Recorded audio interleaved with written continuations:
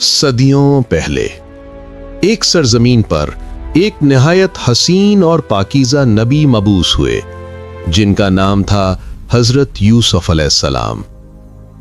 وہ حضرت یعقوب علیہ السلام کے نہایت پیارے بیٹے تھے، اتنے پیارے کہ ان کی محبت نے ان کے بھائیوں کے دلوں میں حسد کی آگ بھڑکا دی۔ یک رات حضرت یوسف علیہ السلام نے ایک عجیب و غریب خواب دیکھا جس میں سورج، چاند اور 11 ستارے ان کے سامنے سجدہ ریز ہو رہے تھے۔ حضرت یعقوب علیہ السلام نے یہ خواب سن کر سمجھ لیا کہ اللہ نے یوسف علیہ السلام کے لیے کچھ بہت بڑا مقدر لکھ رکھا ہے۔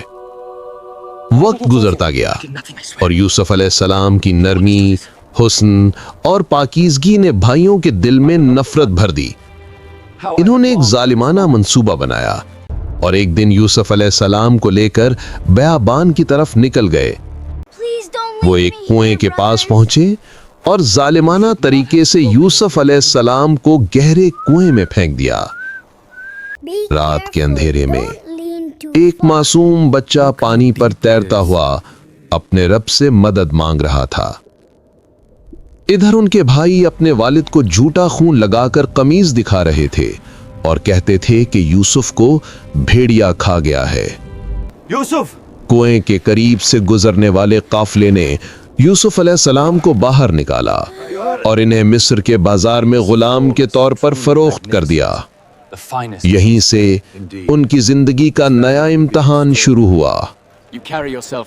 مصر کے حکمران عزیز مصر نے یوسف علیہ السلام کو خرید لیا اور ان کے حسن، اخلاق اور کردار نے ہر دل کو متاثر کر دیا۔ لیکن یہیں ایک اور آزمائش ان کا انتظار کر رہی تھی۔ عزیز مصر کی بیوی نے یوسف علیہ السلام کو بہکانے کی کوشش کی، مگر یوسف علیہ السلام نے اللہ کے خوف سے انکار کر دیا۔ جھوٹا الزام لگا اور وہ قید خانے میں ڈال دیے گئے۔ لیکن اللہ اپنے نبیوں کو تنہا نہیں چھوڑتا۔ قید خانے میں یوسف علیہ السلام نے قیدیوں کے خوابوں کی ایسی سچی تعبیر دی کہ ان کی شہرت محل تک پہنچ گئی۔ جب بادشاہ نے ایک عجیب خواب دیکھا جس میں 7 موٹی اور 7 دبلی گائیں تھیں تو یوسف علیہ السلام نے اس کی سچی تعبیر بتائی۔ 7 سال خوشحالی کے، پھر 7 سال قید۔ بادشاہ متاثر ہوا اور یوسف علیہ السلام کو مصر کا وزیر خزانہ بنا گیا۔